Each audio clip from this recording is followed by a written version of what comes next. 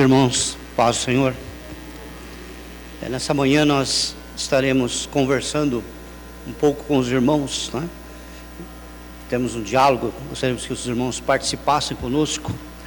No próximo dia 31 de outubro, né, nós comemoramos a Reforma Protestante do século XVI.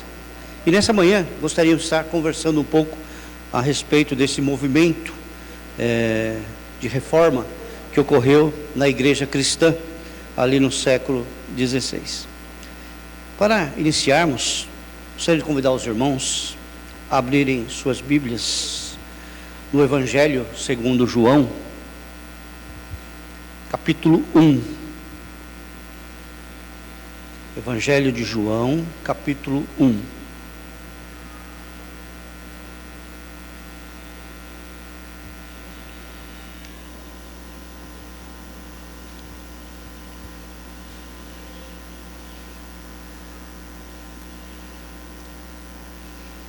Do verso 1 ao verso de número 12. Assim nos diz o Evangelho. No princípio era o Verbo, e o Verbo estava com Deus, e o Verbo era Deus. Ele estava no princípio com Deus. Todas as coisas foram feitas por ele, e sem ele nada do que foi feito se fez. Nele estava a vida, e a vida era a luz dos homens. E a luz resplandece nas trevas, e as trevas não a compreenderam. Houve um homem enviado de Deus, cujo nome era João. Este veio para testemunho, para que testificasse da luz, para que todos crescem por ele. Não era ele a luz, mas veio para que testificasse da luz. Ali estava a luz verdadeira, que alumia a todo homem que vem ao mundo. Estava no mundo, e o mundo foi feito por ele, e o mundo não o conheceu. Veio para o que era seu, e os seus não o receberam, mas a todos quantos o receberam, deu-lhes o poder de serem feitos filhos de Deus, aos que creem no seu nome. Vamos estar orando? Pai, nós louvamos o Teu nome, Senhor, por mais um domingo que o Senhor acrescentou, Senhor, à nossa existência, Pai. E nós iniciamos esse dia, Pai, na presença do Senhor, ó Pai, reunidos, ó Deus, como igreja, Senhor, reunidos como escola bíblica dominical, Pai, para, ó Deus, estudarmos, Senhor, aprendermos, Senhor, meditarmos, Senhor, na Tua santa palavra, Pai.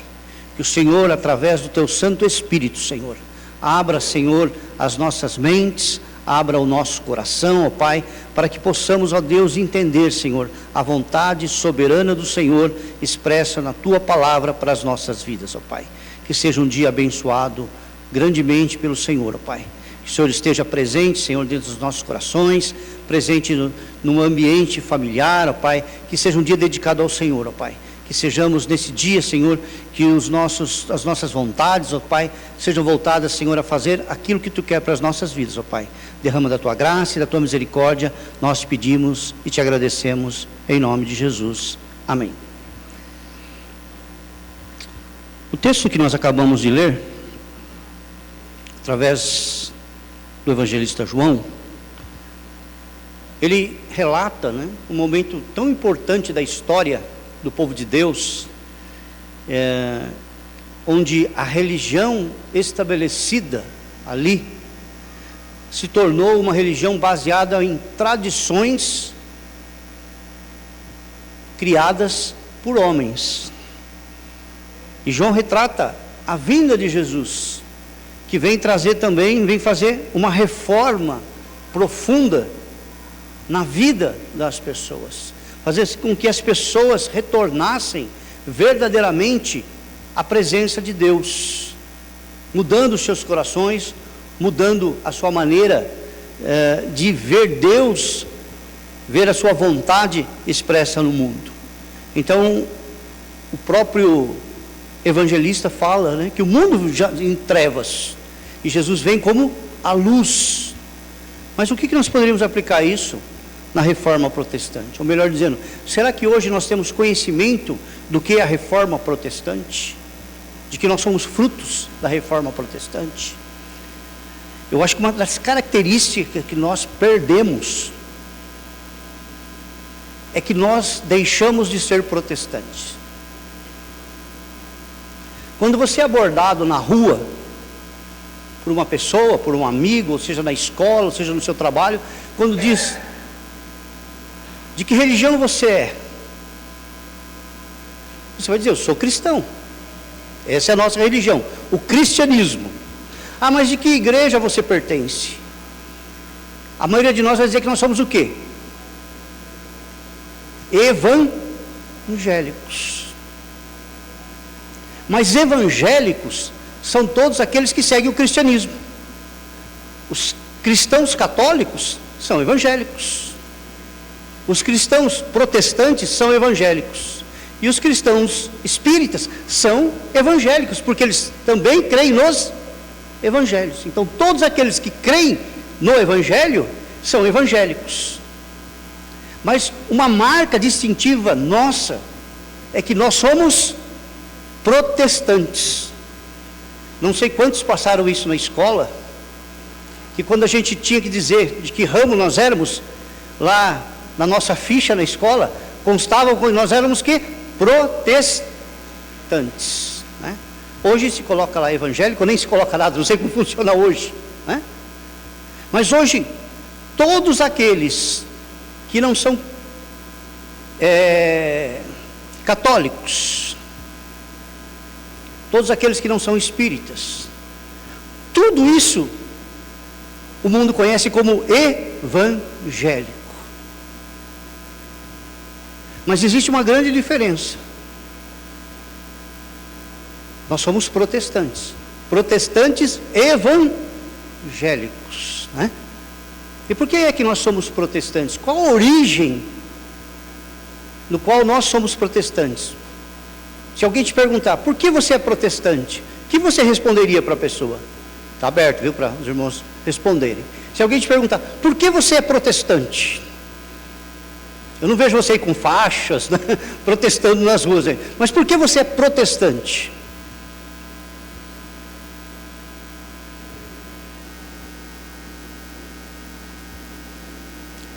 Alguém gostaria de responder?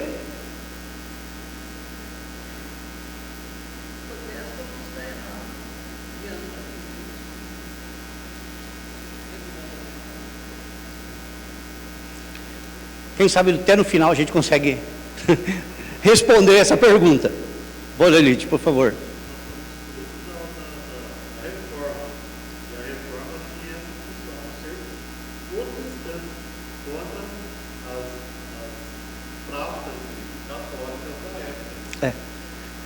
Então é tão interessante que algumas coisas são boas para a gente, né? A tecnologia, quando bem usada, ela é maravilhosa. Se você quiser assistir um culto hoje, na igreja do João Calvino, ela é chamada, você vai lá no YouTube, né? Você vai lá no YouTube e coloca lá, Igreja Protestante de Genebra. Você tem todos os cultos, porque todo domingo é transmitido um culto. É em francês, mas você precisa clicar lá para gerar legendas em português, aí você vai entender o culto. Mas é a Igreja Protestante de Genebra, é a igreja de João Calvino. Ela marca, né, como igreja protestante. Se a gente for lá para uma igreja presbiteriana antiga, né, a igreja presbiteriana mais antiga do mundo, a Catedral de St. Giles, que fica em Edimburgo, na Escócia, né, é uma igreja de 1100. Olha que a reforma aconteceu, né, no século XVI. Então essa catedral já existia. Mas, com a reforma protestante, essa catedral, né, em quando ela se tornou uma igreja protestante, o pastor dessa igreja era o John Knox. E você também pode acessar e assistir cultos dessa igreja hoje. E você vai ficar espantado, porque essas igrejas, na sua pregação, tão interessante que é na sua pregação. Elas não perderam a essência protestante. Ela é fincada na pregação protestante. E elas continuam, elas estão vivas. A gente fala, mas acabou, foi história, né? Não existe mais. Não, elas existem, estão lá, continuando o trabalho. Hoje de forma, né, digital, alcançando o mundo todo, mas a gente pode ouvir uma pregação protestante. E a gente vai se surpreender como o protestantismo, ele tem respostas bíblicas, evangélicas, para os problemas contemporâneos, para o problema do homem de hoje. Assim como ela teve na época da reforma, ela continua o seu trabalho. Então, hoje nós temos um desafio, porque falar que é evangélico, hoje, você não é católico, você é evangélico, né? Mas, será que nós temos uma geração de evangélicos protestantes? Bom, o que significa isso, né? Eu tenho um texto aqui, bem simples, do reverendo Hernandes Dias Lopes, que eu achei interessante, porque ele sintetizou, assim, em poucas palavras, né, o que é o protestantismo. Não são dogmas, não são doutrinas, não são tradições, mas a essência da reforma protestante. E muitas vezes, embora nós estejamos numa igreja protestante, muitas vezes nós não comungamos e muitas vezes nem cremos nesses princípios, né? Que são os princípios da reforma protestante. Então a reforma ela se iniciou muito antes, né? Muito antes de Martinho Lutero, muito antes de João Calvino, né? Muito antes do Henrique VIII na Inglaterra, né? Houve homens lá atrás que foram martirizados por causa da fé protestante, que começaram o trabalho, mas eram pessoas que não tinham, né, segurança, porque a igreja da época dominava as monarquias europeias da época. Então esses homens eram perseguidos e muitos foram mortos, né? Alguns depois de mortos, né? Uns que foram mortos na fogueira, uns de um tempo depois foram desenterrados para serem queimados de novo em praça pública, porque defendiam a reforma protestante.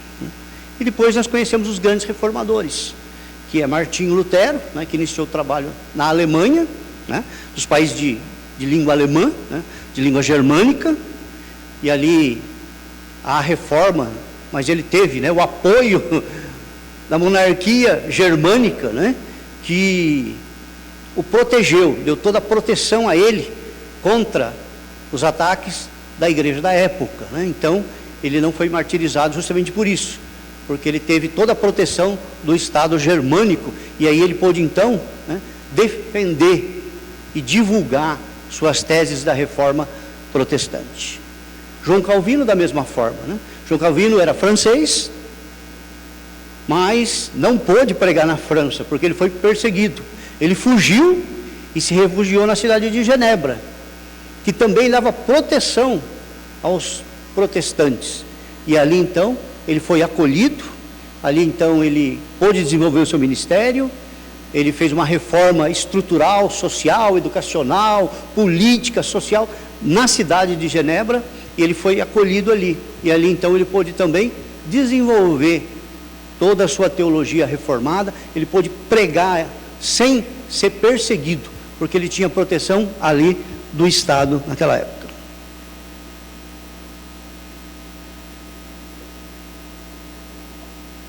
Mas basicamente, o que é que os reformadores olharam para a igreja e viram de errado? Nós conhecemos, né, que o que impulsionou a reforma foi a venda de indulgências. O que é uma indulgência? O que é uma indulgência? A igreja vendia indulgência. O que era a indulgência? Não, não era milagres. Até então não era milagres, né? Hoje a gente pode até dizer que vende milagre, mas naquela época não era milagres. O que era? era um certificado de perdão de pecados. Você comprava o perdão dos seus pecados, e um certificado, assinado nada mais, nada menos do que pelo Papa, onde os seus pecados eram perdoados. Então os padres saíam pela Europa toda vendendo indulgência. Quem é que eles procuravam para vender as indulgências? Quem tinha dinheiro. Não ia vender indulgência para pobre, né? Porque a Bíblia diz que todos pecaram e destituídos estão da glória de Deus. Somente rico peca? Não. Rico, pobre, todo mundo peca. Mas não interessava para a igreja ir atrás dos pobres, né? Pois não, Elídio? Isso é a história, é do Tetzel, né? O Tetzel, ele tinha um gasofilácio, né? Cadê o nosso? Está aqui. Né? Gasofilácio, só que ele era de metal. Mas é de proposital, né? Ele não podia ser de madeira. Ele não podia ser de couro. Não, exatamente, por quê? O Tetzel dizia o seguinte, olha, os reis, né? E as moedas eram pagas em moedas de ouro, né? Então, cada vez, e esse gasofilácio, ele era grande, não era pequeno, não. Cada vez que uma moeda cai e faz o barulho é o start que tira o pecador do purgatório. Se não fazer barulho, não deu certo. Então, tem que ser de metal. Quanto mais barulho fizer, mais pecados estão sendo apagados. E assim ele percorreu a Europa para poder arrecadar fundos, né? E vendendo indulgências. Mas por que eles precisaram vender indulgências? Porque eles começaram, né? Uma grande obra em Roma e eles não conseguiam terminar. Estava parada essa obra, que era a Basílica de São Pedro, né? Que muitos falam a primeira igreja, né? A primeira igreja de Roma não é a Basílica, né? Mas sim a catedral lá, né? Que existe uma igreja lá de São João, que até hoje está presente lá em Roma. Ela é a primeira igreja de Roma, né? Mas eles queriam construir algo monumental, que era a Catedral de São Pedro, a Basílica de São Pedro. Então, como acabou o dinheiro, como é que a gente vai conseguir dinheiro? Porque todo mundo aí está dando os seus impostos, mas mesmo assim não é suficiente. Vamos vender o perdão dos pecados. E vamos sair pela Europa aí, arrecadando esse dinheiro. Sim. A gente vai, é por isso que é bom a gente ver, porque muitas coisas hoje estão acontecendo. Muitos daqueles que são evangélicos hoje, continuam vendendo indulgências, né? E a indulgência, o que é hoje? Recentemente, né, uma das igrejas aí da televisão, da mídia, vendeu vassoura, para você varrer os pecados da sua casa, né? Então as vassouras eram abençoadas. Você comprava a vassoura e você varria a sua casa, para você varrer os pecados da sua casa. E outras coisas, né? Começou a se vender lenço, sabonete, feijão e tantas outras coisas que estão presentes. Na verdade, são indulgências que estão ali. Óleo ungido, né? Oi? Terra de Israel, né? E um monte de coisas, né? Hoje se transformou, né? Aí entrou o modismo judaico na igreja, né? Que estão vendendo os talit, né? Que é aquele chale de oração, né? Você vê pastora pregando lá com o talit, né? Porque se ele não tiver com talit, a oração não é ouvida por Deus. Então ele tem que estar coberto com o manto, né? Com o talit de Israel. Então se envolve naquele manto para poder orar, para poder pregar. E se você procurar isso, procura na internet, vai lá no Mercado Livre, vai lá na Shopee, você vai encontrar muita gente vendendo os talit, para você poder orar. Daqui a pouco, né, nem nós vamos orar mais, se não tivermos com talit, a nossa oração não será mais ouvida por Deus, né? Então, a indulgência, ela vem com uma embalagem nova e está presente nos nossos dias de hoje. E aí a pergunta, essas pessoas evangélicas que estão vendendo as indulgências hoje, são protestantes? Não são protestantes, porque vai na contramão do protestantismo. Né? E aqui então o reverendo, vou ler o texto, tá? Que é mais interessante, a gente, que é muito bom, e na linguagem que a gente está acostumado a ouvi-lo pela internet, né? Ou pela televisão. Ele diz assim: a reforma protestante foi o maior acontecimento na igreja cristã depois do Pentecostes. Né? Lembrando, o que foi o Pentecostes? O derramamento do Espírito Santo sobre a igreja. No dia 31 de outubro de 1517, o monge agostiniano Martinho Lutero fixou nas portas da igreja de Wittenberg as 95 teses contra as indulgências. Não é apenas uma tese, foram 95 teses contra a indulgência. Isso porque Roma estava vendendo o perdão dos pecados. Se nós tivermos que, hoje, afixar na porta das igrejas as nossas teses sobre a indulgência atual, eu acho que esse número seria muito maior do que 95.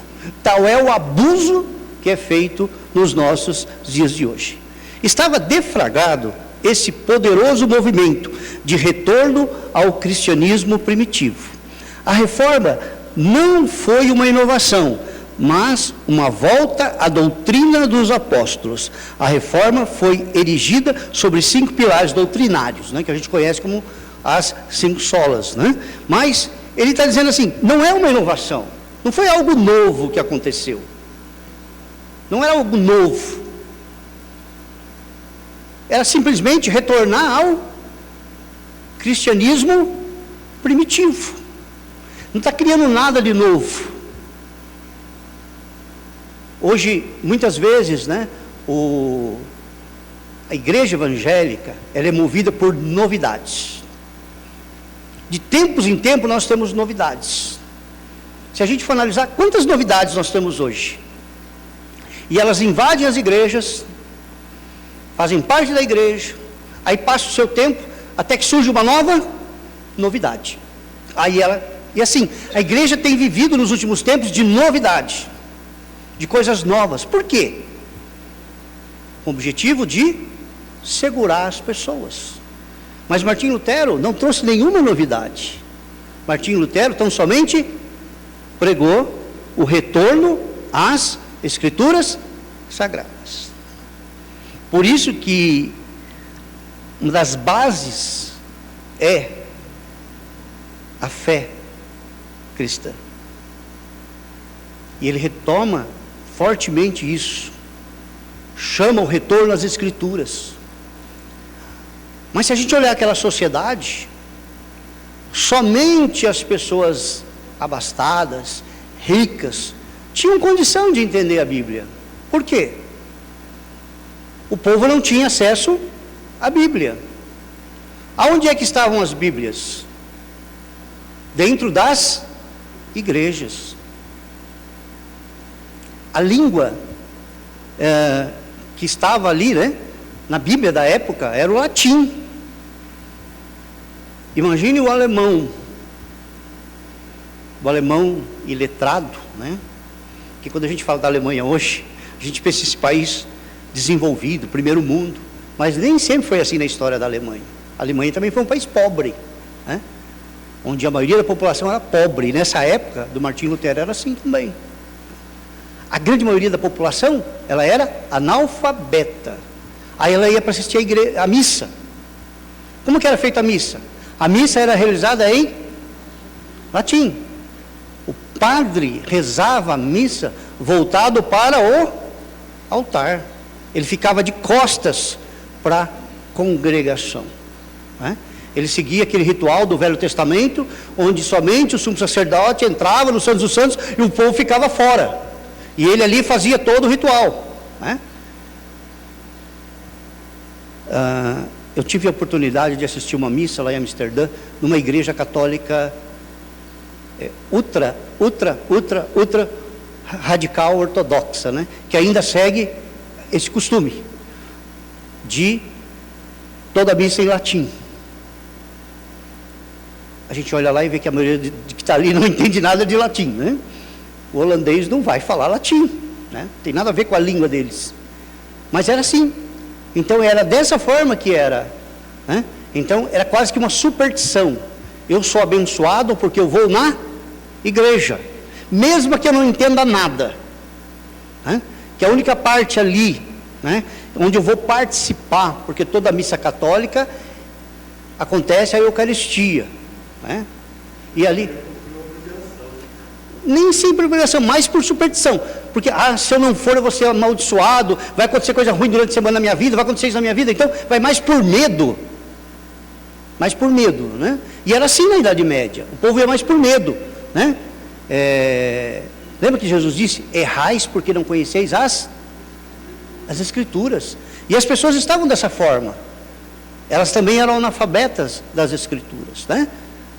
Porque não tinha quem ensinasse. A missa era em latim, a Bíblia era em latim, mas não adiantava, né? Você, mesmo se fosse em alemão, você era analfabeto, você não ia conseguir ler. Então aí começa a grande reforma na Alemanha, onde a Bíblia é traduzida para o alemão, a Bíblia é colocada, né?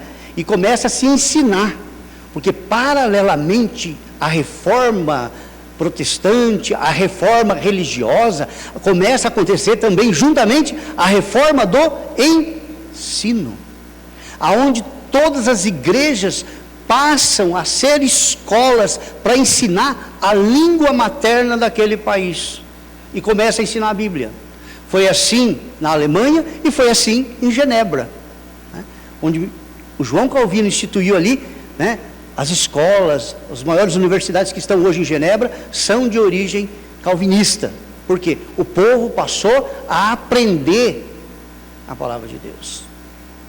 E se a gente olhar a nossa tradição brasileira, do evangelho que nós recebemos, também foi assim. A maioria das pessoas alcançadas eram também analfabetas. Mas quantas pessoas que aprenderam o português lendo a Bíblia? E ali aprenderam a palavra de Deus. E olha só então o poder da palavra de Deus, né? De trazer tanto o ensinamento cristão, como o ensinamento básico para as nossas vidas. Por isso então, a igreja protestante, o ensino, tanto o ensino secular como o ensino religioso, sempre andaram juntos, que faz parte da promoção do ser humano. Então, quais são esses pilares? Ele coloca aqui, em primeiro lugar, sola Escritura, somente a Escritura, somente a Bíblia. A Bíblia é a palavra de Deus inspirada. Primeiro, Deus inspirou. Hoje a gente vê muitas pessoas, né, dizendo assim: não, mas quem me garante que a Bíblia foi inspirada? Quem me garante que alguém lá escreveu e alguém disse: não, isso aí é de Deus? Então, a inspiração da Bíblia, hoje ela é muito questionada. Mas a palavra de Deus, ela é inspirada por Deus. Ela foi soprada. Ela foi colocada. E as pessoas, então, ali escreveram sobre a ação direta do Espírito Santo de Deus, que conduziu aqueles escritores a transmitir a palavra de Deus. Tanto é que, se a gente pegar, existem muitas escrituras, muitos livros que se diziam livros inspirados, mas quando passava pelo crivo, eles não eram inspirados. Por quê? Porque a palavra de Deus, existe uma concordância, de Gênesis a Apocalipse, vai te contar a mesma coisa, a mesma história, e isso são milhares de anos de diferença, do Antigo e do Novo Testamento, mas todas focam a mesma coisa, todas convergem para a mesma linha. Então, como é que você consegue traçar isso? Você traça uma linha de Gênesis a Apocalipse, sem fugir da inspiração divina, porque o mesmo apelo de salvação que existe em Gênesis, está contido também lá no livro de Apocalipse, e vai passar por todos os livros, mesmo aqueles que nem citam o nome de Deus, também são inspirados por Deus, porque embora Deus não esteja, né, de forma ali se mostrando, Ele está oculto através das ações que foram feitas. Então são livros inspirados por Deus, eles são inerrantes, Também outra doutrina que é questionada, a inerrância da Bíblia, né? Então a Bíblia não tem erro, né? Ah, mas eu quero saber sobre ciência. Você está procurando em lugar errado. A Bíblia não foi escrita para falar sobre ciência, embora você encontre, mas esse não era o objetivo. O objetivo da Bíblia é falar sobre a queda e a salvação do homem e a vida eterna. Esse é o objetivo da Bíblia, né? Então, não era esse o objetivo quando ela foi escrita, falar de ciência e de falar de tantas coisas, né?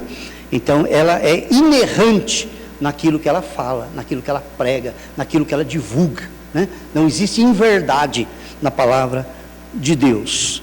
Ela é infalível e é suficiente. É a nossa única regra de fé e prática. Ela é composta de 66 livros, escritos por homens santos de Deus. A Bíblia não é julgada pela cultura, nem mesmo validada pelos concílios. A palavra de Deus está acima da tradição, das confissões, dos catecismos, das decisões conciliares. Sua mensagem não precisa ser atualizada nem ressignificada. Ela é sempre atual, sempre viva, sempre poderosa, sempre eficaz. Ela é eterna. A palavra de Deus restaura a alma, ilumina os olhos e dá sabedoria aos simples. Por meio dela, nascemos, crescemos e somos fortalecidos. Pela sua instrumentalidade, como santificados, exortados e consolados. Ela é leite para os infantes e carne para os experimentados. É mais preciosa do que o ouro e mais doce do que o mel. Ela é pão que alimenta, água que dessedenta, martelo que debulha, fogo que aquece, espada que defende. Essa é a palavra de Deus. E nós devemos estar fundamentados na palavra de Deus. Porque hoje, muitos evangélicos, eles dependem de tradições, dependem de revelações. Deus tem revelado isso. Olha, agora Deus me revelou isso. Então, é uma volta aos velhos ensinos. E como protestante, nós devemos afirmar: nós cremos na palavra de Deus, a nossa única regra de fé e prática. Tudo aquilo que não está na Bíblia deve ser rejeitado, a exemplo dos bereanos, né? Conferiam. E quantos de nós não conferimos aquilo que nós ouvimos, né? Hoje todo mundo tem acesso aí, né? Seja YouTube, seja TikTok da vida, vários pregadores, e muita gente se empolga com aquelas pregações, parece que eu vejo uma coisa do outro mundo, que novidade, mas a gente não vai lá conferir na palavra de Deus para ver se aquilo realmente é de Deus. Pois não, Elidio?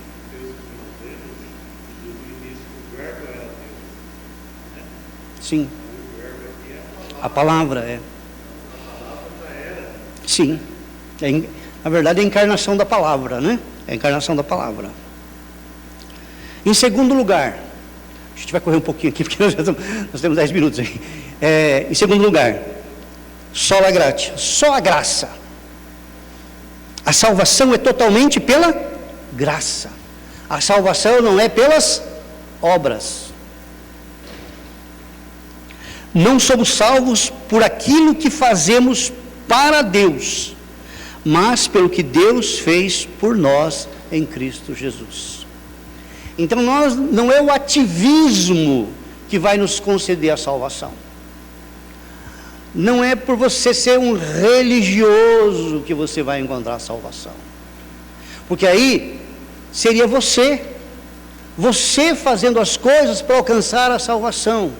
Mas Deus fez por nós. Foi Deus que fez todo o projeto de salvação, que executou todo o processo de salvação e consolidou esse processo nas nossas vidas. Qual é a parte humana? É crer. Todos aqueles que creram, deu-lhes o poder de serem chamados filhos de Deus. Pela fé nós obtemos a salvação, não é pelo nosso ativismo. Nós não podemos comprar a nossa salvação. E muitas pessoas fazem as coisas para obter a salvação. Fazem campanhas e fazem coisas e fazem coisas e coisas e coisas, Não, a salvação é pela graça de Deus, depende única e exclusivamente de Deus, daquilo que Ele fez na cruz do Calvário, pelas nossas vidas, né? Não são nossas obras que nos levam para o céu, mas a obra de Cristo na cruz. Ele morreu pelos nossos pecados e pagou o preço da nossa redenção. A vida eterna não é uma conquista do mérito humano, mas uma oferta da graça de Deus, né? Não é conquista.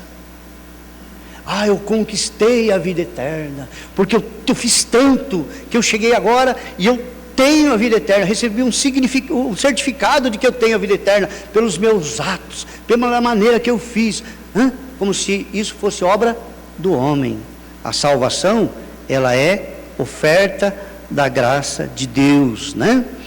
Ela não é uma medalha de honra ao mérito que ostentamos, mas o presente do rei, recebido como um mendigo, né, que recebeu algo de Deus. Essa semana eu vi uma historinha tão interessante, né? Lá da Idade Média também, que um rei, ele disse o seguinte: um edito real, todos os súditos do reino deverão comparecer no palácio no dia tal, e o rei vai receber um por um e vai dar um presente para cada um. Todos estão convocados, né? Lembrando, né, que os reinos eram pequenos, né? Eram os senhores feudais, aqueles feudos, né? E todos tinham que comparecer tal dia. E o castelo, né, a sede ali da monarquia, a casa real, ficava na cidade. E a grande maioria da população vivia nas áreas rurais. Então as pessoas, chegando o dia, se deslocaram. E aí, todos receberam essa carta. Os mais ricos, os mais pobres. E essa carta chegou na mão de um mendigo, dizendo: o rei quer falar com você. E ele vai te dar um presente. E o mendigo já questionou de cara: o rei vai querer falar comigo? Eu sou um mendigo, eu não tenho nada a oferecer. Eu não pago nem imposto, porque eu vivo mendigando. Eu não tenho nada a oferecer. Não, mas são todos os moradores. Não importa a sua situação financeira. São todos os moradores. E aquele mendigo falou: então tá bom, né? Já que ele quer me ouvir, eu vou lá. Saiu na certeza que o Deus não, né, que o rei não ouviria, não o receberia. Mas ele foi. Se eu não for, posso ser preso, posso ser até executado, porque não obedeci o chamado do rei. E os habitantes da cidade, sabendo que uma grande população iria para a cidade naquele dia, né? Começou a dizer: hoje é um tempo da gente vender muita coisa, né? Vamos armar as barraquinhas, né? Com tudo que a gente tem para oferecer, tudo quanto é bugiganga, tudo quanto é doces, tudo que você imaginar, vamos colocar aí. E o povo começou a chegar. Metade do povo que foi convocado ficou ali comprando as coisas, que viu novidade. Olha, eu nunca tinha visto isso. Olha, eu nunca tinha visto. Olha que roupa maravilhosa. Olha que ficou ali metade já se descartou, ficou ali parado vendo aquelas coisas ali. A outra metade adentrou a cidade e chegaram nos jardins do palácio e viram, né, cisnes, pavões, fontes, árvores frutíferas. Ficaram deslumbrados e ficaram por ali mesmo, observando aquela coisa linda do palácio, né? Aquelas coisas lindas do palácio. E não seguiram para falar com o rei, ficaram ali. Metade já tinha ficado ali na feirinha, a outra metade ficou vendo o bosque, as frutas, os lagos, tudo aquilo ali, os cisnes, aquele encanto que era ali. E algumas pessoas adentraram dentro do palácio. Aí chegaram no palácio, começaram a ver as pinturas, os quadros, as estátuas, né? As obras de artes, né? Aí tinha lá, né? Já deixaram preparado lá, né? Tinha pãozinho, cafezinho, tudo ali, e ficaram ali. Só sobrou o mendigo. Só ele adentrou na presença do rei. Aí ele entrou na sala, de repente o rei apareceu. Majestade. Aí o rei disse para ele: o que você veio fazer aqui? Ó rei, eu não sei por que o senhor me chamou, não tem nada para te oferecer. Mas o rei falou: mas eu tenho tudo para te oferecer. E quem recebeu tudo aquilo foi o mendigo, porque ele não se distraiu com as coisas do mundo, com o comércio que estava no mundo, nem com aqueles que ficaram nos prazeres, nos lagos, né, nas árvores, nos bosques, né, no gramado, nem aqueles que ficaram somente observando as coisas, mas foi aquele que adentrou na presença do Pai.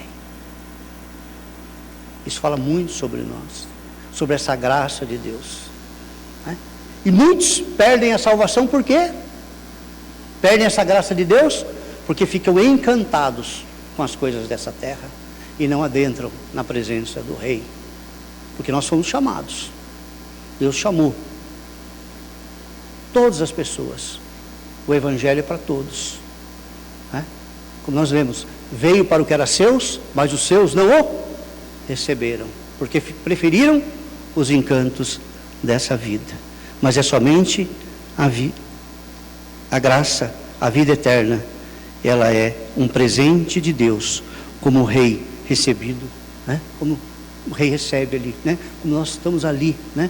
Como um mendigo que nos aproximamos de Deus, desprovidos de tudo, confiando plenamente na graça maravilhosa de Deus. Em terceiro lugar, sola fide, só fé. A salvação não é pelas obras, nem pela fé mais as obras, né? Porque a reforma é radical. A salvação é pela fé. E muitas vezes nós acrescentamos a fé mais as obras.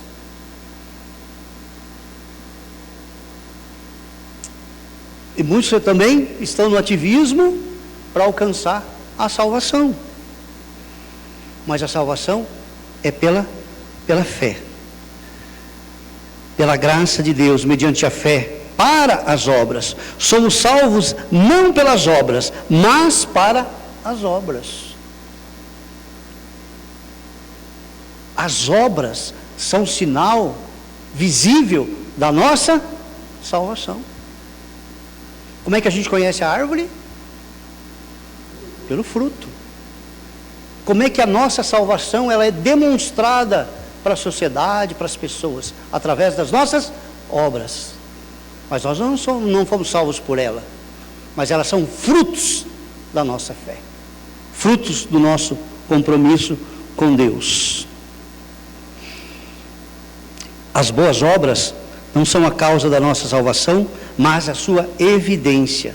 Não fazemos boas obras para sermos salvos, mas porque fomos salvos pela fé em Cristo Jesus. A fé e obras não estão em conflito. Uma é causa e a outra consequência. Onde tem fé como raiz, há obras como fruto. Mas não é fé nos ídolos, nem fé na fé, mas fé em Cristo Jesus. A fé não é a causa meritória da nossa salvação, é a causa instrumental da nossa salvação. É o instrumento da nossa salvação. Em quarto lugar, solos Christus, somente Cristo. Somos salvos por Cristo Jesus e apenas por Ele. Não é Jesus mais Maria, é só Jesus. Não é Jesus mais o nosso mérito, é só Jesus. Não é Jesus mais a igreja, é só Jesus. Não há nenhum outro nome dado entre os homens pelo qual importa que sejamos salvos. Ele é o único mediador entre Deus e os homens. Ele é a porta do céu e o caminho para Deus. Ele morreu pelos nossos pecados e ressuscitou para a nossa justificação. Só Ele tem as palavras de vida eterna. Só nele temos copiosa redenção. Só em Cristo. Não pode ser Cristo mais isso, Cristo mais aquilo. É somente por intermédio de Cristo. E a última, em quinto lugar, só lhe deu glória. Toda a glória a Deus. Só Deus, glória. A salvação foi planejada por Deus, é executada por Deus e será consumada por Deus, para que toda a glória seja dada a Ele. Tudo provém dele, que nos reconciliou consigo mesmo por meio de Cristo. Fomos salvos pela graça, para a glória e, do começo ao fim, nossa salvação é obra dele, porque dele e por meio dele e para ele são todas as coisas. Não há espaço para o homem vangloriar-se. Deus não divide sua glória com ninguém. Que o nosso coração se renda a ele, para dar-lhe todo o louvor e render-lhe toda a glória devida ao seu nome. Toda a glória a Deus. Muitos hoje querem glórias, né? No mundo narcisista, no mundo individualista, né? Mas toda a glória pertence a Deus. Olha, João fez isso, né? Quando João estava lá no auge dos batismos, lá no deserto, né? Ah, olha João, olha que maravilha, olha, ele chega. Não sou eu, ele apontou que era para Jesus. Paulo fala isso, né? De se esvaziar-se de si mesmo, né? De dizer que ele é apenas um servo de Deus, né? Que ele apenas está ali cumprindo a vontade de Deus. Como igreja que você possa ter orgulho de dizer, eu sou protestante, sou evangélico, mas eu sou protestante. Por que você é protestante? Porque eu creio que a única regra de fé e prática é a palavra de Deus. Eu só creio na graça de Deus. Eu só creio na fé para a salvação. Eu creio somente em Cristo. E para mim, tudo o que acontece, toda a glória seja dada ao Senhor. Que possamos ter essa visão de uma igreja protestante. E quando você dizer, sou protestante, creia nisso. Na pregação dessas 5 afirmações, que são pilares fundamentais da nossa crença. É tão simples, mas tão complexo ao mesmo tempo, porque toda a nossa salvação, ela é baseada nessas afirmações, que nos dão a vida eterna. Amém? Vamos encerrar com uma oração? Aproveitar que o nosso aluno visitante, o presbítero Carlos, que ele esteja orando por nós nessa manhã.